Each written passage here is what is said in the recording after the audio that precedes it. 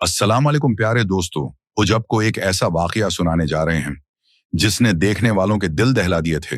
शायद ये बात किसी से कहनी तो नहीं चाहिए, लेकिन इस उम्मीद पर कि लोग उससे अबरत हासिल करें, हम इस लड़की का किस्सा सुनाने जा रहे हैं जो न सिर्फ हाफिज कुरान थी बल्कि 5 वक्त की नमाज भी पढ़ती थी।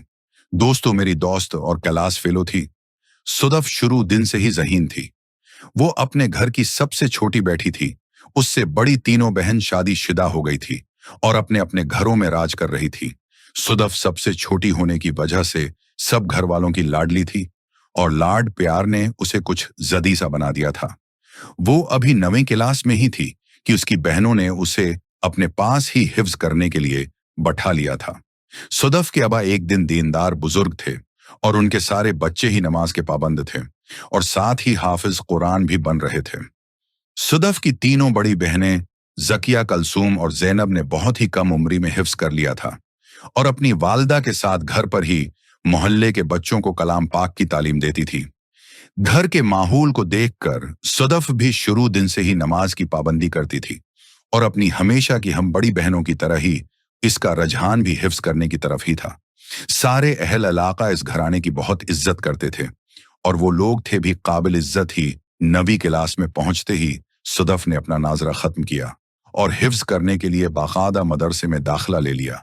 वो बड़ी ज़हीन तालिब इल्म थी, इसलिए उसने देखते ही देखते 2 साल में हिफ्ज मुकम्मल कर लिया और फिर तालीम के साथ साथ ही कुरान पाक की तालीम भी देने लगी, क्योंकि उसकी बड़ी दोनों बहनों की शादी हो गई थी और छोटी बहन जैनब है।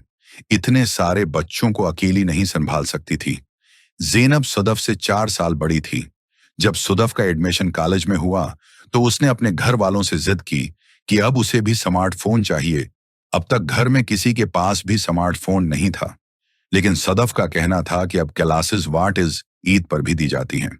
इसलिए उसके अबा ने कुछ दिन सोच समझकर उसे फोन ददाम दिया और सख्ती से ताकीद की कि इस फोन को सिर्फ और सिर्फ पढ़ाई के लिए इस्तेमाल करोगी। शुरू में सदफ ने ऐसे ही किया था, लेकिन ज्यों-ज्यों उसकी दिलचस्पी मोबाइल में बढ़ती जा रही थी, उसकी सारी तवज्जो बच्चों की तालीम की तरफ से हटती जा रही थी। उसके पास पढ़ने वाले पहले बच्चे, जो कुछ ही अरसे में कुरान पाक मुकम्मल कर लेते थे, अब उनकी तालीम मुसलसल ताखीर का शिकार हो रही थी, क्योंकि सुदफ का तो सारा ध्यान अब सिर्फ और सिर्फ मोबाइल पर लगा रहता था। उसकी एक दोस्त ने उसे टुपटाप के बारे में बताया था और उसे आईडी भी बनाकर दे दी थी। सुदफ के घर में सभी लोग पर्दे की सख्ती से पाबंदी करते थे और सुदफ ने भी छोटी सी उम्र में ही बरगुवा लेना शुरू कर दिया था। लेकिन अब रफ्ता रफ्ता सुदफ को एहसास होने लगा था कि उनका घर अना तो बहुत ही पुराने ख्यालात का मालिक है, क्योंकि ना तो वो अपनी दास्तानों की तरह से खूबसूरत लिबास पहन सकती है, न ही अपने बाल खोलकर बाहर जा सकती है और ना ही उसे डांस करने देते हैं। और ये सब कुछ टटाक पर देखकर सीख रही थी। उसकी वालदा क्योंकि एक सीधी साधी सी औरत थी, उसे मालूम नहीं होता था कि घंटों सदफ छत पर जाकर टटा चलाती है या फिर अपनी पढ़ाई की क्लासेस लेती है। ऐसे ही जैनब का भी रिश्ता तय हो गया। लड़का बहुत बड़ा आलम दीन था और जैनब ने उस रिश्ते पर दिल से रजामंदी का इजहार किया था। उसलिए एक माह के अंदर अंदर ही जैनब की शादी हुई और वो अपने प्या के घर चली गई। अब सदफ बिल्कुल अकेली रह गई थी। अचानक सुदफ का रजलट अय्या तो वो बड़ी तरह से फील हो गई थी। पहली बार उसके माँ बाप चौंके थे, क्योंकि वो तो हर वक्त पढ़ाई का बहाना लगाकर घंटों छत पर बैठी रहती थी। उसके बाबा ने बड़ी सख्ती से सदफ से सवाल पूछा कि मैंने तुम्हें ये मोबाइल पढ़ाई के लिए लेकर दिया था, और जब तुम दिन रात मोबाइल का इस्तेमाल करती हो तो फिर कैसे तुम्हारा रिजल्ट इतना खराब हो सकता है। ये सुनकर गड़बड़ा गई और उसे कुछ नहीं सोचा तो कहने लगी कि बाबा, मैंने पीपल सारे ही अच्छे किए थे, लेकिन शायद मेरी राइटिंग खराब है, इस वजह से मेरे नंबर कट गए हैं। मकसूद साहब, जो कि मस्जिद के कमेटी के रकन भी थे, ये सुनकर बड़े अफसरदा हुए और बहुत सोच समझकर उन्होंने सदफ को ट्यूशन से सेंटर भेजने का फैसला किया, क्योंकि वो एक बाप थे और चाहते थे कि उनकी बेटी अपनी तालीम अच्छे से मुकम्मल करे। बस यहां से ही सदफ की जिंदगी में एक ऐसा मोड़ आया जिसकी वजह से उज मैं आपको ये वाकया सुना रही हूं कि कैसे मौत के बाद भी उसकी नीयत लोगों के लिए अबरत का निशान बन गई।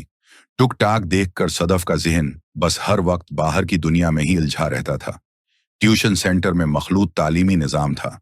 वो जब बरका में पहली बार ट्यूशन सेंटर पहुंची तो लोग उसे बड़ी अजीब सी नजरों से देखने लगे।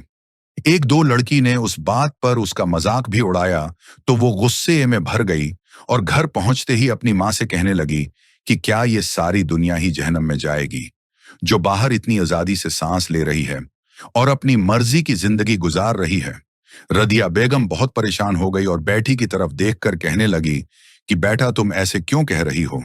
सुदफ ने रोते हुए गुस्से में अपनी मां को बताया कि मैं जब पहले दिन क्लास में पहुंची तो सभी लोगों ने न सिर्फ मेरा मजाक उड़ाया बल्कि मुझसे बड़ी उम्र की लड़कियों ने भी मुझे आंटी कहकर बुलाया है, और सारे लड़के भी उनकी ये बात सुनकर हंस रहे थे। वो रोती हुई अपने कमरे में जा घुसी और रात के खाने पर भी बाहर नहीं निकली।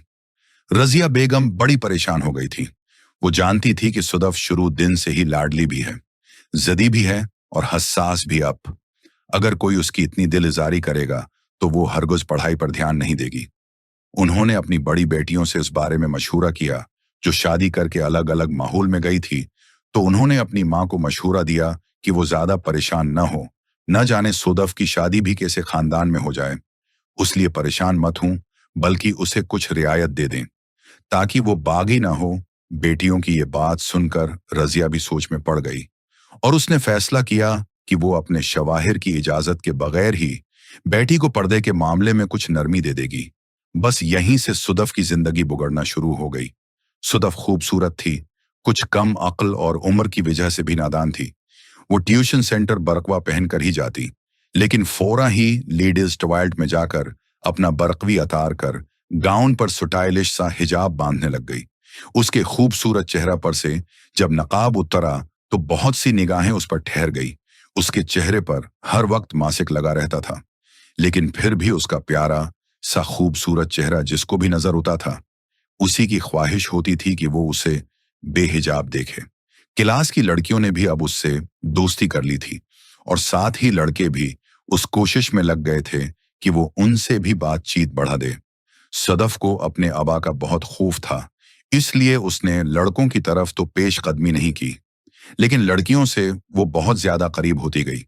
ऐसे ही एक लड़की नाइमा इसकी बेस्ट फ्रेंड बन गई, जो बज़ाहिर बहुत अच्छी फैमिली से ताल्लुक रखती थी, लेकिन असल में वो एक बक जमाना इलाके से होती थी। उसकी डर सिंह बहुत ही बोल्ड कस्म की थी। उसने बातों ही बातों में सदफ से जिक्र किया कि वो बड़ी खूबसूरत है और उसे अपनी खूबसूरती पर नाज होना चाहिए। बातों ही बातों में उसने सदफ का वाटस एक नंबर ले लिया और रोज ही अपनी टकटाक पर बनाई हुई नई वीडियोस उसे भेजने लगी। सदफ तो ये समझती थी कि टकटाक पर सिर्फ वीडियोस ही देखी जाती हैं, लेकिन जब उसने अपनी दोस्त नाइमा को इतने खूबसूरत लिबास में तरह तरह के गानों पर डांस करते हुए देखा तो इसके दिल में भी एक ख्याल उठा कि एक काश वो भी ये सब कर सकती। वो बड़ी मासूमियत से नाइमा को पूछती कि क्या उसके बाबा उसकी ये वीडियोस देखकर नाराज नहीं होते, तो वो हंसकर उन्हें बताती कि नहीं, ऐसा कुछ नहीं है, क्योंकि उसके बाबा पढ़े लिखे हैं और बहुत बड़े बिजनेसमैन हैं। वो ये बात समझते हैं कि बेटियों को हद से ज्यादा है सख्ती से नहीं रखा जाता। उनकी एक अलग जिंदगी है और उस वक्त में सभी बच्चियां अपनी जिंदगी को एंजॉय करते हैं। सदफ ये सुनकर सोच में पड़ गईं कि उसके बाबा कितने जालिम हैं और नाइमा के बाबा कितने अच्छे हैं। सदफ को अच्छी तरह से याद था कि जब उसकी बहनों की शादी हुई थी तो बाबा ने सख्ती से दूसरी बहनों को मना किया था कि वो खुले चेहरों के साथ मेहमानों के सामने नहीं जाएंगी, बल्कि वो तैयार होकर भी अपने चेहरों पर इतने बड़े बड़े हिजाब लेकर तमाम तकारीब में शामिल होंगी हुई थी। और उसकी बहन कलसूम के ससुराल में तो इस बात का बाकायदा मजाक बनाया गया था, क्योंकि सिर्फ कलसूम के शौहर ही कुछ देनदार टाइप के थे, उनका पूरा घराना ही बड़ा फैशनेबल और बेबाक किस्म का था। एक रोज नाइमा ने सदफ से कहा, क्या तुम मेरे साथ टुक टाक की वीडियो बनाओगी? तो सदफ ये सुनकर एकदम से डर गई और कहने लगी, नहीं नाइमा, अगर मेरे अबू को पता लग गया तो वो तो मुझे जान से ही मार डालेंगे। नाइमा इसकी ये बात सुनकर हंसने लगी और कहने लगी, सदफ तुम इतनी बड़ी होकर भी अपने अबू से इतना डरती हो? तुम कितनी मासूम हो? क्या तुम्हारे अबू की टुकटाक की आईडी बनी हुई है? वो तुम्हें कैसे देखेंगे जब उनके पास स्मार्टफोन ही नहीं है? और क्या तुम्हारे अबू के किसी दोस्त ने तुम्हें देखा हुआ है जो वो देखकर तुम्हारे अबू को बता देंगे? नाइमा की ये बात सुनकर सदफ सोच में पड़ गई, लेकिन फिर भी उसके दिल में एक खौफ सा था। नाइमा बहुत शातिर लड़की थी, क्योंकि उनके घरानों में ये सब सिखाया जाता था कि कैसे मासूम और भोली भाली लड़कियों को अपने जाल में फंसाकर उन्हें अपने जैसा बनाकर उनका फायदा उठाया जाता है। सदफ का खौफ देखकर नाइमा ने उसे एक तरकीब बताई कि वो अपना चेहरा दिखाए बगैर टक टाक की वीडियोस बनाए। और यूं पहली बार डरते डरते सदफ ने नाइमा के कहने से अपनी टक टाक की वीडियो बनाई। इसकी उम्मी और अबू बहुत जल्दी सोने के आदी थे। जैसे ही 11 बजे सुदफ अपनी वीडियोस बनाने लगी। एक बार वीडियो बनाकर जैसे ही उसने नाइमा को भेजी, तो वो इसकी बेहद तारीफ करने लगी और कहने लगी, देखो तुम कितनी प्यारी लग रही हो। अगर ये हो वीडियो तुम टुकटाक पर शेयर कर दो तो रातों रात ही तुम्हारे हजारों फॉलोअर्स बन जाएंगे। उसकी ये बात सुनकर सदफ का मासूम जिहन भी भटक गया और उसने फौरा वो वीडियो टुकटाक पर शेयर कर दी। यूं एहस्ता एहस्ता सदफ अपनी दोस्त नईमा की बातों में आ गई थी। वो जानती ही नहीं थी कि वो कितनी बड़ी गलती कर रही है जब एक ही हो जाए। रोज अचानक ही उसे टक टाक अकाउंट पर किसी का मैसेज मिला था। उससे जैसे ही मैसेज खोला तो वो एक लड़के का था। सुदफ ने फौरा ही नाइमा को बताया था कि नाइमा ये सब क्या है। मुझे तो नहीं पता था कि टक टाक पर उस तरह कोई मैसेज भी कर सकता है। ना इमाम ने उसे तसल्ली दी, कहने लगी कि अब तुम बहुत मशहूर हो गई हो, तुम्हारे काफी फैंस हैं जो तुमसे बहुत ज्यादा इंप्रेस हो रहे हैं। उसी वजह से वो तुमसे बात करना चाहते हैं।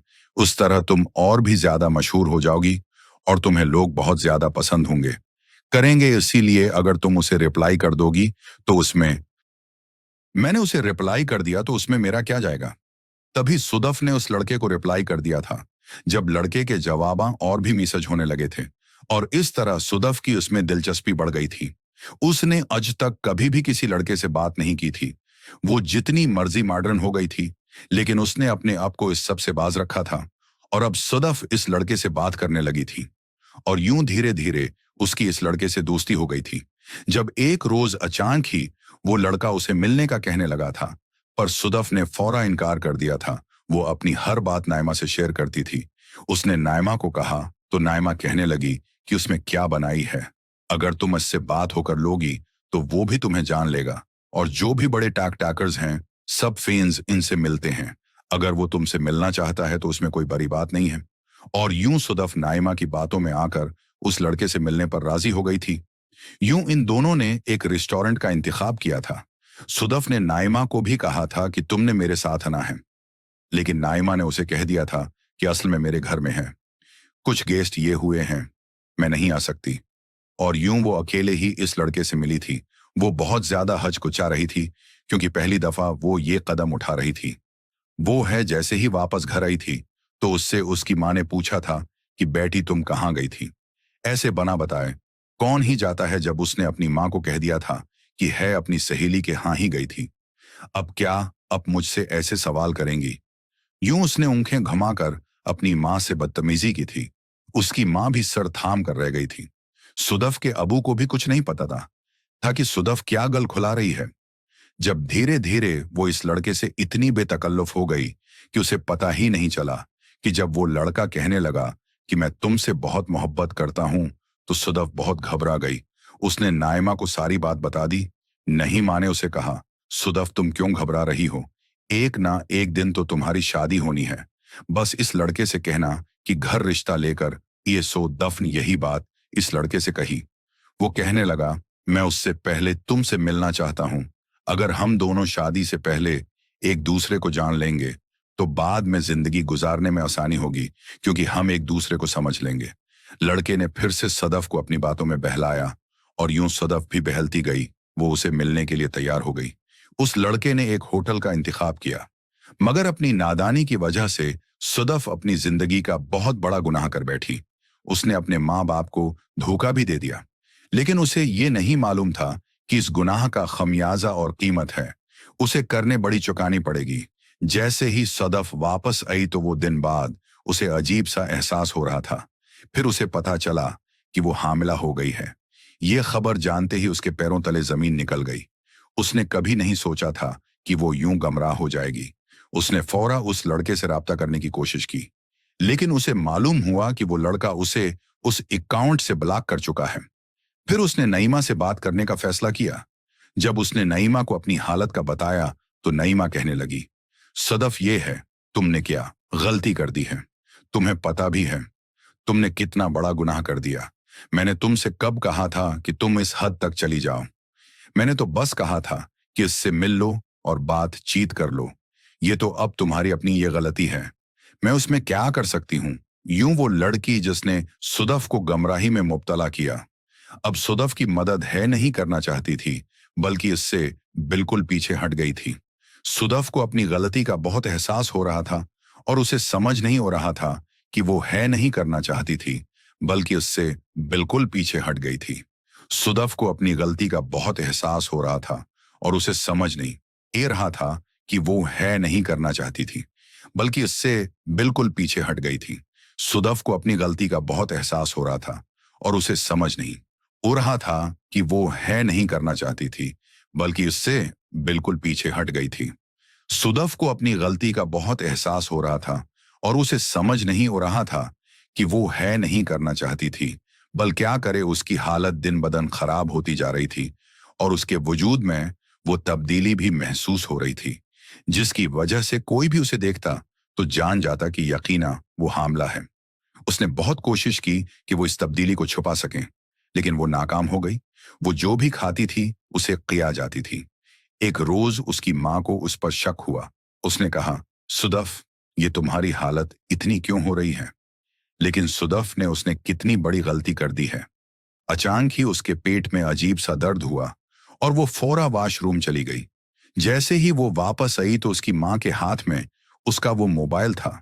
उसकी माँ इस मोबाइल में देख रही थी और उसकी माँ के चेहरे का रंग उड़ चुका था।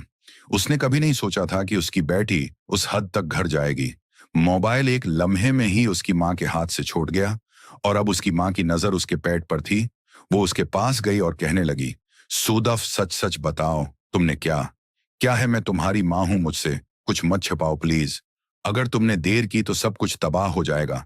जब सुदफ ने अपनी माँ को सारी बात बता दी कि माँ, मैंने बहुत बड़ी गलती कर दी है, मैंने बहुत बड़ा गुनाह किया है, मैंने आपका भरोसा तोड़ दिया है, ये कहते हुए उसने अपने पेट पर हाथ रखा। उसकी माँ समझ गई कि उसकी हमेशा की हो गई है। बेटी ने क्या कुछ कर लिया है। उसने सुदफ को रखकर थप्पड़ मारा।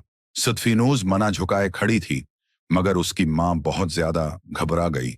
उसे सांस लेने में दुश्वारी होने लगी कि अब वो क्या करे। अगर किसी को पता चल गया कि उसकी बेटी एक नाजायज बच्चे की मां बनने वाली है, तो फिर वो पूरे मोहल्ले में बहन हो जाएगी।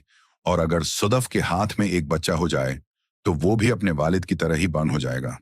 अबा को पता चल गया कि उनकी बेटी ने क्या गल खलाया है, तो वो यकीनी तौर पर सब कुछ तबाह कर देंगे और सुदफ को जिंदा मार देंगे। उसकी माँ तो यही सोचने लगी थी कि काश है वो सुदफ को पैदा होने से पहले ही खत्म कर देती, तो ये नौबत ही ना आती। उन्हें क्या पता था कि उनकी बेटी ऐसे निकलेगी। उनकी बाकी सब बेटियां कितनी फरमानबरदार थीं, मगर एक बेटी ऐसी क्यों थी। उन्होंने ऐसी कौन सी गलती की थी।